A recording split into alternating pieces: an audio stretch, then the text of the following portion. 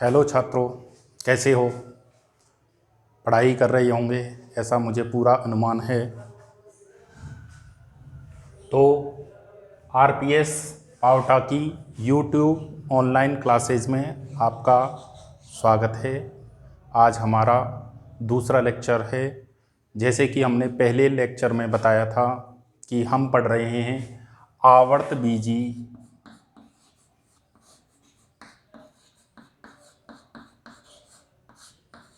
पादपों में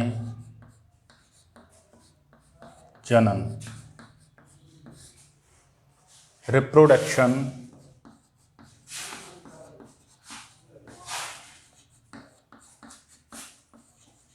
इन एंजियोस्पर्मिक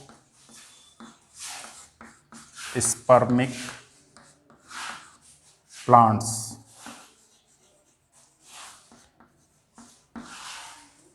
हाँ जी, तो पहली क्लास में हमने आवर्तबीजी पादपों में जनन पढ़ा था। हमने पहले लेक्चर के अंदर जनन के बारे में बताया था कि किस प्रकार से आवर्तबीजी पादपों में जनन की प्रक्रिया होती है, कितने प्रकार से जनन पाया जाता है। जैसे कि मैंने बताया था कि आवर्तबीजी पादपों के अंदर दो प्रकार का जनन पाया जाता है, जिसे हम कायिक जनन या असंग जनन कहते हैं। दूसरा होता है लैंगिक जनन। हमने कायिक जनन की बात की थी। कायिक जनन को मुख्य रूप से दो भागों के अंदर बांटा था। हमने बताया था प्राकृतिक कायिक जनन और कृत्रिम कायिक जनन। हमने अब पहले प्राकृतिक कायिक जनन की बात पूरी तरीके से हमने पढ़ ली थी। अनुमान है आपने उसे अच्छे तरीके से पढ़ा होगा और याद भी किया होगा। अब हम दूसरे प्रकार की बात करेंगे। जो दूसरा प्रकार है वो है कृत्रिम कायिक जनन। जैसा कि नाम से ही पता चल रहा है, कृत्रिम कायिक जनन या प्रवर्धन। कृत्रिम, कृत्रिम से मतलब कि ऐसा कायिक जनन जो मानव द्वारा या मानव निर्मित विधियों के माध्यम से कराया जाता है, उसे हम कृत्रिम कायिक जनन कहते हैं। अब कृत्रिम कायिक जनन को मुख्य रूप से निम्न तीन भागों के अंदर बांटते हैं। पहला है कर्तन, दूसरा है दाव लगाना और तीसरा है रोपण। कर्तन कटिंग, दूसरा है दाव लगाना लेयरिंग, तीसरा है रोपण ग्राफ्टिंग। अब पहला बात आती है, तो पहला भाग कौन सा है हमारा? कर्तन। कर्तन मतलब कटिंग।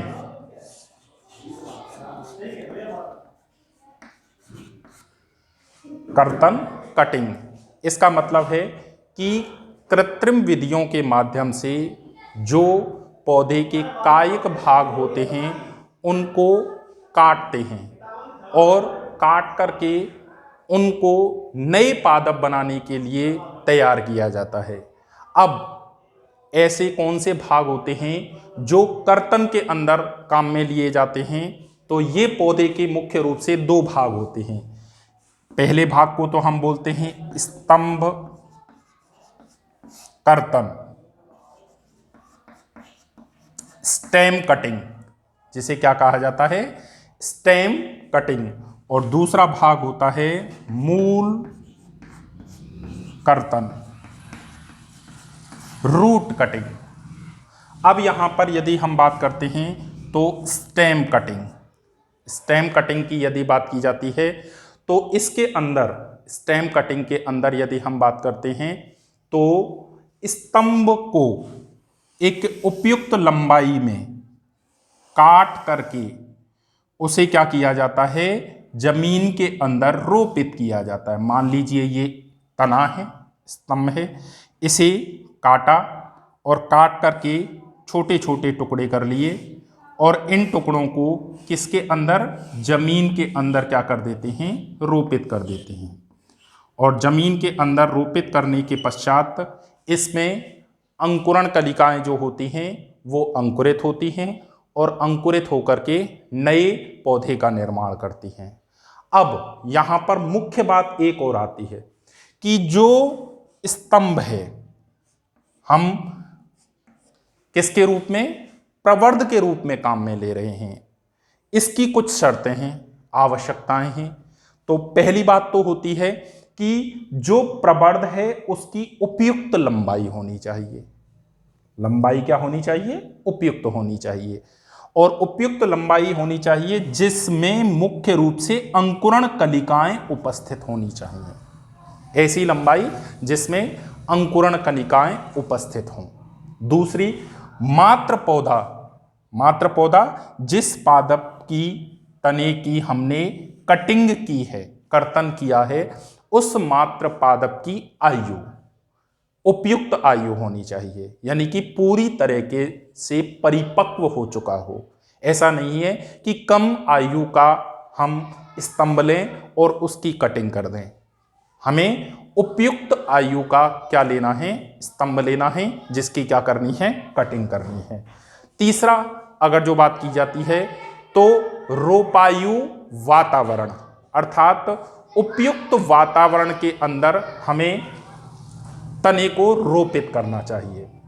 उपयुक्त वातावरण के अंदर तने को या तने के भाग को जो हमने काटा है उसको क्या करना चाहिए, रोपित करना चाहिए।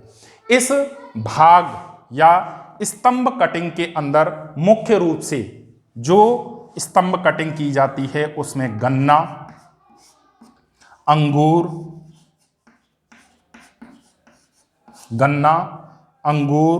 गुलाब,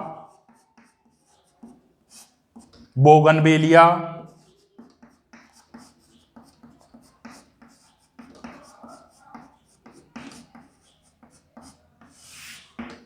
आदि वे पादप हैं जिनके स्तंभ या तने की कटिंग करके नए पौधे क्या किए जाते हैं, तैयार किए जाते हैं, नए पौधे रोपित किए जाते हैं। तो ये मुख्य हैं। गन्ना, जैसा कि तुमने देखा है, गन्ना जो पाया जाता है, गन्ने के अंदर पर्व और पर्व संधियां पाई जाती हैं, जैसा कि तुमने देखा भी है, पर्व और पर्व संधियां पाई जाती हैं इस तरीके से। और पर्व और पर्व संधि, जो पर्व किसे कहते हैं, दो जॉइंटों के बीच में जो भाग होता है उसे हम क्या कहते हैं, पर्व कहते हैं। और जो संधि वाला भाग होता है उसे पर्व संधि कहते हैं।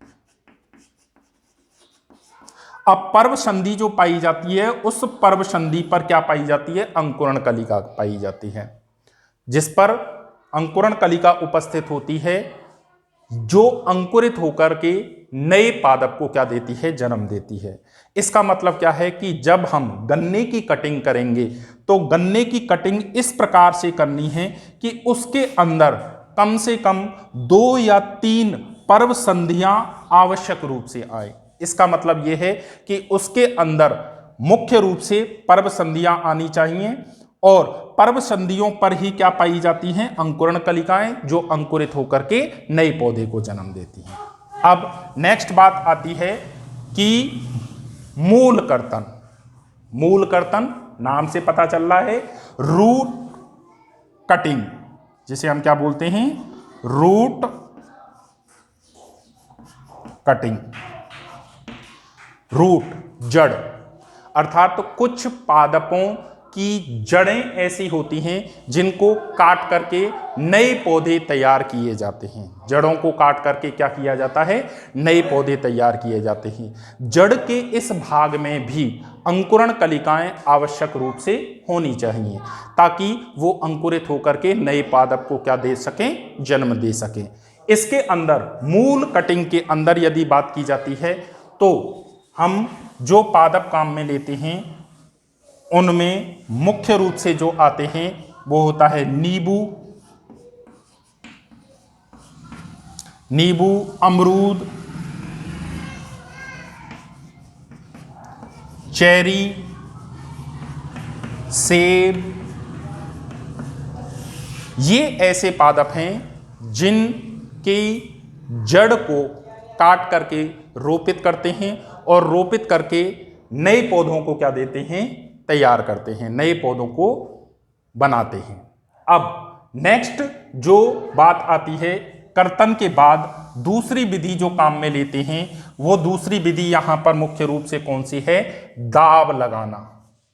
क्या है? दाब लगाना। दाब लगाना जिसे बोलते हैं लेयरिंग।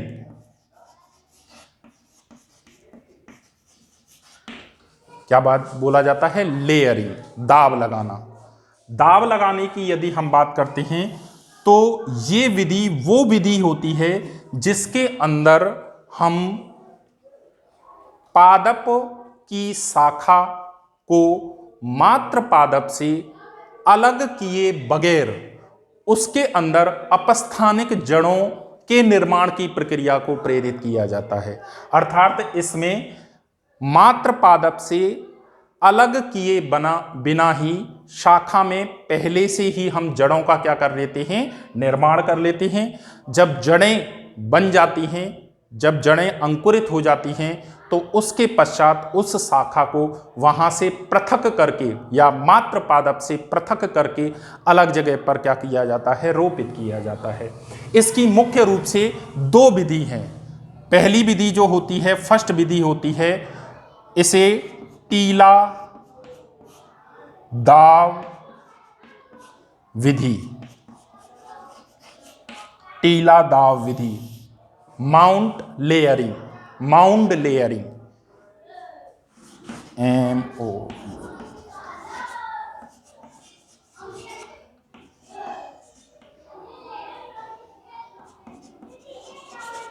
माउंड लेयरिंग, टीला दाब विधि।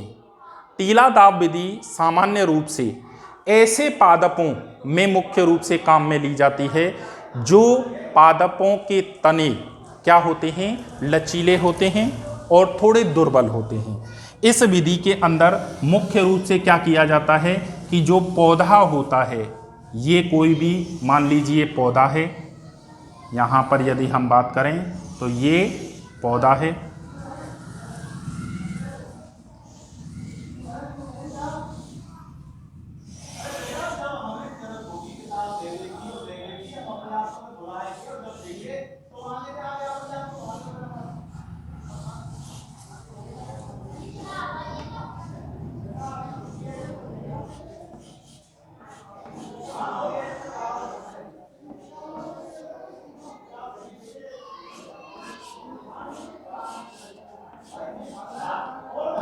अब इस पौधे की किसी निचली शाखा को, यहां से निचली शाखा को नीचे की ओर मोड़कर जमीन के अंदर दबा देते हैं। जमीन के अंदर इसको दबा देते हैं। यहां से एक शाखा जो पाई जाती है उसे क्या किया जाता है? जमीन के अंदर दबा दिया जाता है। शाखा को हम इस प्रकार से दबाते हैं कि उसका जो अग्र सिरा होता है वो जमीन के ऊपर की ओर रहना चाहिए, जमीन के ऊपर की ओर रहना चाहिए। यहाँ पर यदि बात की जाती है तो ये जमीन का निचला सिरा है, जमीन के अंदर है, तने का निचला भाग है।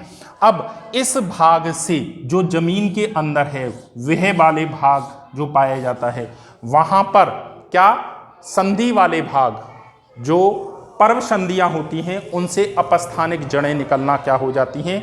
कुछ सप्ताह के पश्चात प्रारंभ हो जाती हैं।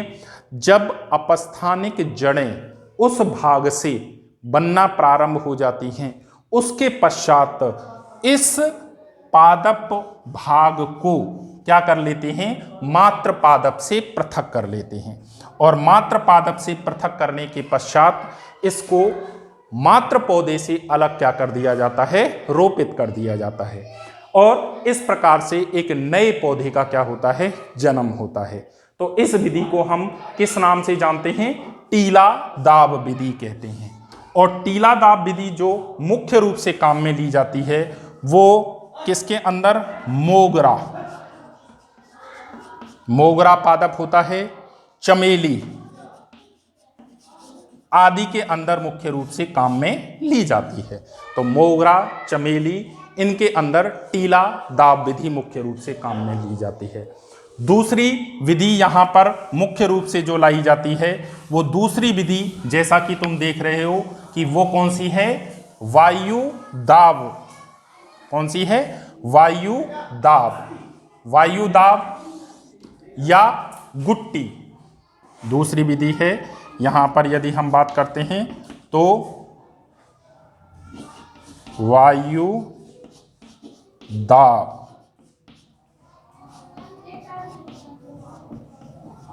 गुट्टी।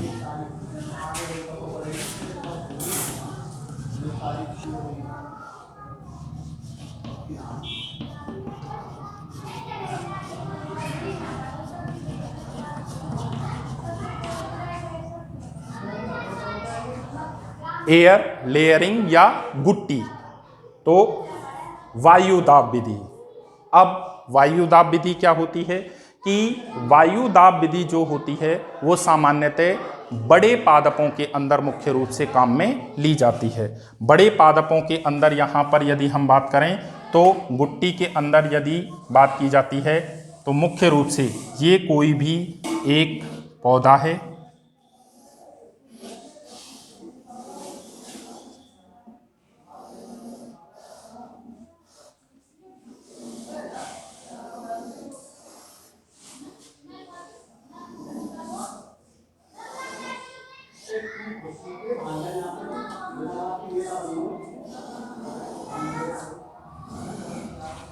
ये एक पादप है। अब सबसे पहले यदि बात की जाती है तो पादप शाखा जो पाई जाती है उस पादप शाखा की छाल को चाकू या किसी अन्य उपकरण की सहायता से छील लेते हैं। इस वाले भाग के अंदर से उसकी छाल को क्या कर दिया जाता है? पृथक कर दिया जाता है। छाल पृथक करने के पश्चात अब इस पर क्या लगाया जाता है?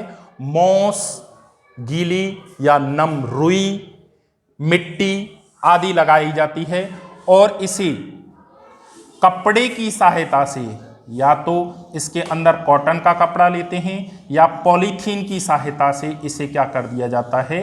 आवृत कर दिया जाता है। इसको क्या कर दिया जाता है? आवृत कर दिया जाता है। पूरे तरीके से चारों तरफ से क्या कर देते हैं? कवर कर देते हैं। तो सबसे पहले क्या करते हैं? हम छाल हटाते हैं।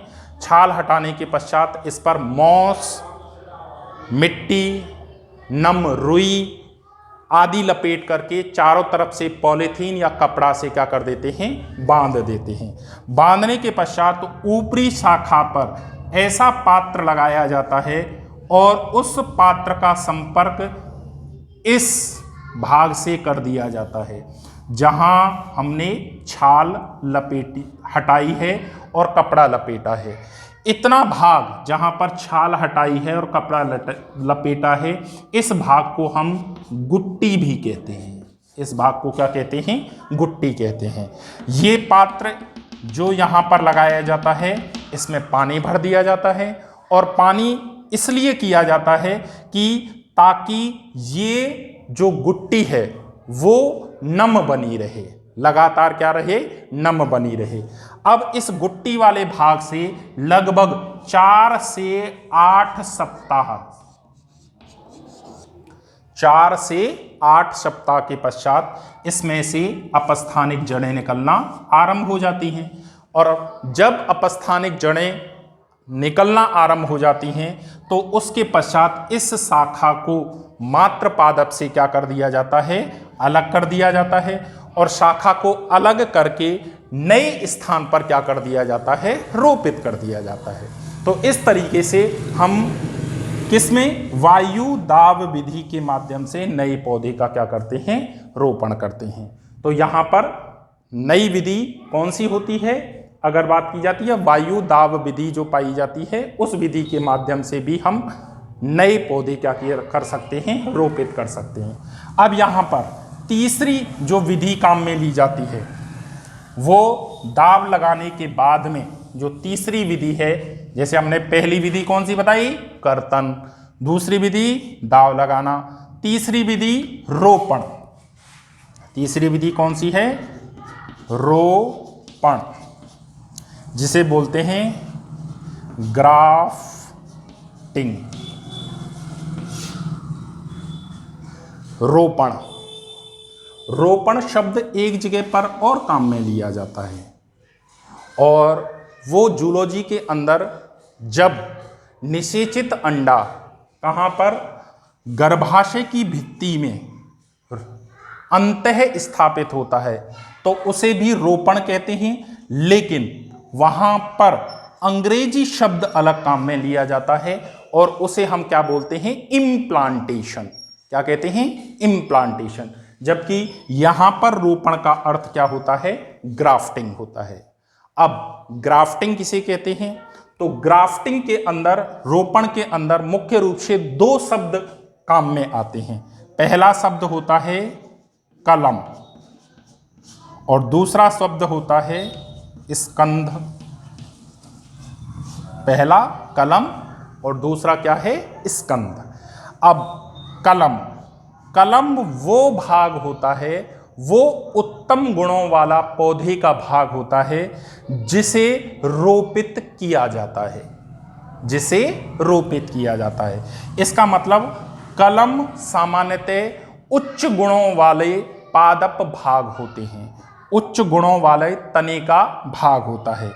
स्कंद, स्कंद वो भाग होता है जिस पर कलम को क्या किया जाता है, रोपित किया जाता है और सामान्यतः ये निम्न गुणों वाला होता है। यहां पर यदि हम बात करें तो ये कोई भी एक पादप तना है।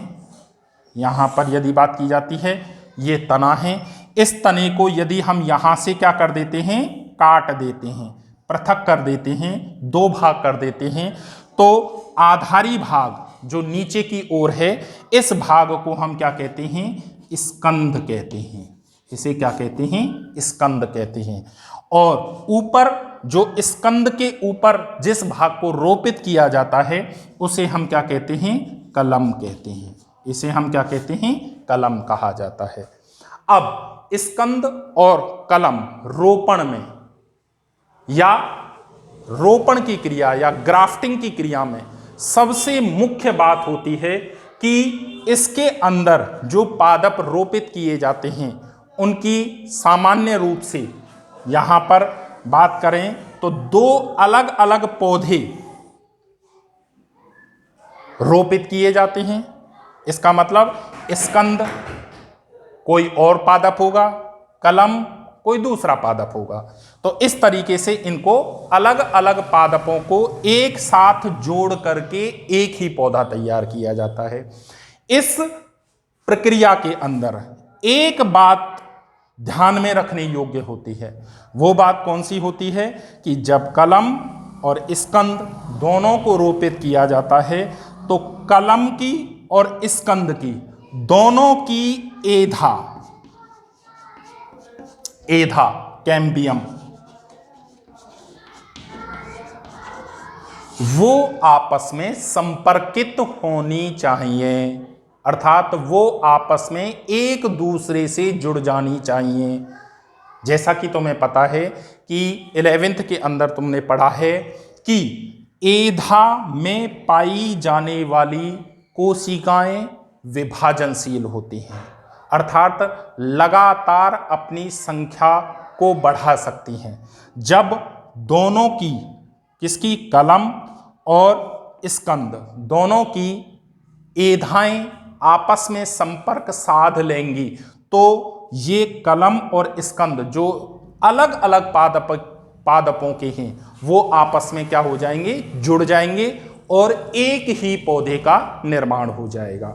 जैसा कि एक टीएस के अंदर, स्तंभ के टीएस के अंदर हम देखते हैं कि सबसे बाहर की ओर बाह्य त्वचा एपिडर्मिस होती है, फिर इसके अंदर की ओर इतना भाग क्या होता है, वल्कुट यानी कॉर्टेक्स का होता है, फिर अंदर की ओर क्या होती है, अंतस्त्वचा एंडोडर्मिस होती है, फिर एंडोडर्मिस के अंदर की ओर क्या होती है, पेरीसाइकिल परिरंभ होता है, और परिरंभ के अंदर की ओर क्या पाई जाती है, कैम्बियम पाई जाती है, एधा पाई जाती है। तो यहाँ पर मुख्य रूप से विभाजनशील कोशिकाओं का समूह पाया जाता है जो संवहन पूल के अंदर, जो खुले प्रकार के संवहन पूल होते हैं उनके अंदर जाइलम और फ्लोएम के बीच में विभाजनशील कोशिकाओं की एक पट्टी पाई जाती है जिसे हम किस नाम से जानते हैं, कैम्बियम के रूप में जानते हैं। कैम्बियम के रूप में जानते हैं। ये क्या होता है? फ्लोएम। और ये क्या होता है? जाइलम। तो इस तरीके से एधा यहां पर मुख्य रूप से मुख्य रोल निभाती है स्कंद और कलम को आपस में जोड़ने के अंदर। अब यहां पर यदि हम बात करते हैं तो ग्राफ्टिंग या रोपण की क्रिया जो होती है वो मुख्य रूप से 4 प्रकार की होती है। अब 4 प्रकार कौन कौन से हैं उनकी बात करेंगे हम कि 4 भाग कौन कौन से हैं। तो पहला जो भाग है उस भाग को हम क्या कहते हैं? जिव्या या जीवी रोपण। दूसरा फच्चर रोपण। तीसरा किरीट या मुकुट रोपण। और चौथा कलिका रोपण। पहला, दूसरा, तीसरा और चौथा। सबसे पहली यदि बात की जाती है तो पहला है जीवी या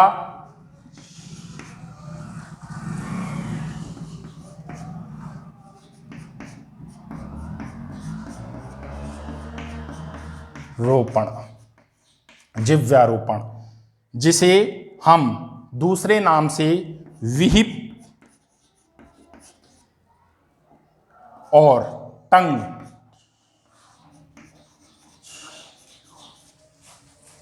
ग्राफ्टिंग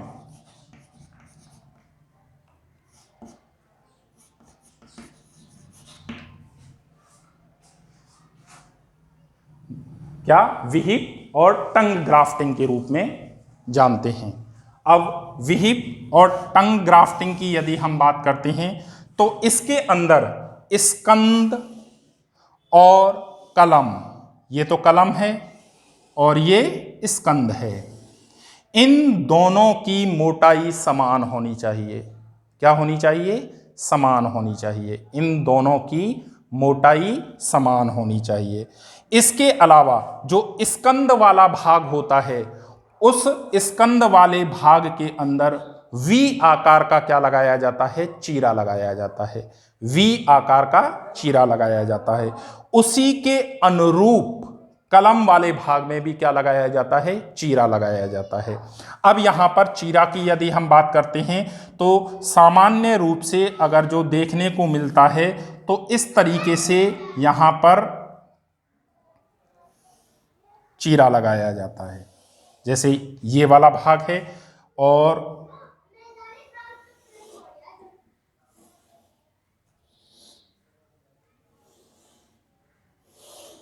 इस तरीके से यहां पर यदि हम बात करें तो अब यहां पर ये थोड़ा सा हल्का सा वी आकार का क्या लगता है? इसके अंदर कौन सा है? ये स्कंद, इसमें हल्के वी आकार का। इसके पूरक कलम के अंदर क्या लगाया जाता है? चीरा लगाया जाता है। दोनों को क्या किया जाता है? बांधा जाता है और बांध करके एक कर दिया जाता है। यहां पर यदि मैं बात करूं तो इस तरीके से हल्का सा चीरा लगा करके दोनों को क्या कर दिया जाता है? जॉइंट कर दिया जाता है, बांध दिया जाता है। तो यहां पर ये बांधने के पश्चात कुछ समय पश्चात एधा की कोशिकाएं सक्रिय होती हैं, विभाजित होती हैं और विभाजित होकर के किसको? कलम और स्कंद को आपस में जोड़ देती हैं, जोड़ने का काम करती हैं, जिससे एक नए पौधे को क्या हो जाता है? निर्माण हो जाता है। नया पौधा क्या हो जाता है? बन जाता है। यहां पर अब दूसरा यहां पर यदि बात की जाती है तो दूसरी विधि है फच्चर रोपण। दूसरी विधि कौन सी है? फच्चर रोपण।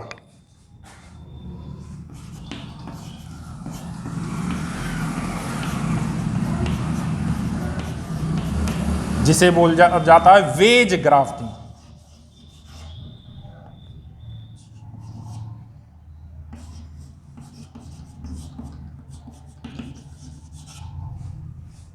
फच्चर रोपण या वेज ग्राफ्टिंग। अब वेज ग्राफ्टिंग और फच्चर रोपण भी लगभग किसके समान ही होता है? विहिप या जिव्यारोपण के समान ही होता है। इसके अंदर क्या होता है कि जो कलम होती है वो और स्कंद होता है, ये दोनों की मोटाई समान होनी चाहिए। कलम और स्कंद दोनों की मोटाई क्या होनी चाहिए? समान होनी चाहिए। और जो स्कंद होता है उस स्कंद के अंदर वी आकार का चीरा लगाते हैं हम, इस तरीके से वी आकार का चीरा लगाते हैं। और कलम जो होती है उसके अंदर वेज आकार का चीरा लगाते हैं या उसके पूरक चीरा लगाते हैं। और दोनों को क्या कर देते हैं, ये तो क्या है हमारा स्कंद है और ये क्या है हमारी कलम है। इन दोनों को क्या कर देते हैं, आपस में बांध देते हैं। और बांधने के बाद कलम और स्कंद आपस में जुड़ जाते हैं ड्यू टू एधा या कैम्बियम। कैम्बियम की सक्रियता के कारण ये दोनों आपस में क्या हो जाते हैं, जुड़ जाते हैं। अब देखिए, जिव्यारोपण और फच्चरोपण दोनों के अंदर, किसके अंदर? स्कंद में वी आकार का चीरा लगता है और कलम के अंदर उसके पूरक चीरा लगता है। यहां पर वेज आकार का होता है और जीबी के अंदर उसके पूरक होता है। तो इस तरीके से जिव्यारोपण जो होता है उसके अंदर हमने जो चीरा लगाया था वो हल्का सा इस तरीके से था। यहां से यदि बात की जाती है तो हमने देखा कि इस तरीके से यहां से चीरा लगता है, ये चीरा था। तो इसमें हल्का सा मुख यहां से निकला हुआ है, हल्का सा मुख यहां से निकला हुआ है। तो ये एक तरीके से आगे की ओर निकला हुआ भाग है, जीभ के समान निकला हुआ भाग है, इसलिए इसे हम जिव्यारोपण कहते हैं। अब तीसरा जो आता है वो आता है किरीट या मुकुट रोपण। तीसरा जो होता है वो कौन सा है? किरीट या मुकुट रोपण।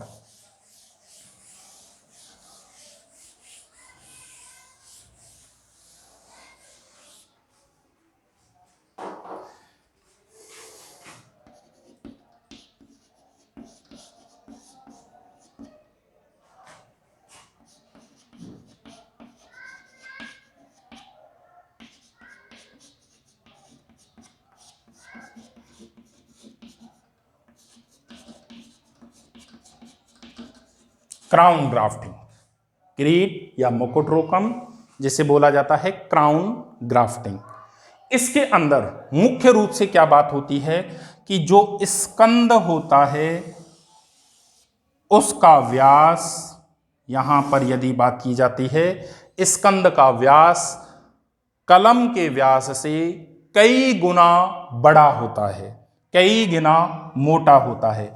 अब यहां पर ये वाला भाग कौन सा है? हमारा कैम्बियम वाला भाग है। अब कई छोटे छोटे या कम व्यास की कई कलम जो होती हैं वो इस पर क्या की जाती हैं? रोपित की जाती हैं। कौन से पर? स्कंद पर रोपित की जाती हैं। ये इस तरीके से यहाँ पर कई कलमें क्या की जा सकती हैं? रोपित की जा सकती हैं। तो स्कंद हमारा क्या है? बड़े व्यास का है, जिसका व्यास कलम के व्यास से कई गुना क्या है? बड़ा है, कई गुना बड़ा है। और जिस पर जो कलम है वो एक या एक से अधिक क्या की जाती हैं? रोपित की जाती हैं। तो एक मुकुटनुमा संरचना बन जाती है, इसलिए इसे किरीट या मुकुट ग्राफ्टिंग कहते हैं। अगला चौथा जो हमारा है वो कौन सा है? कलिका रोपण, बड ग्राफ्टिंग।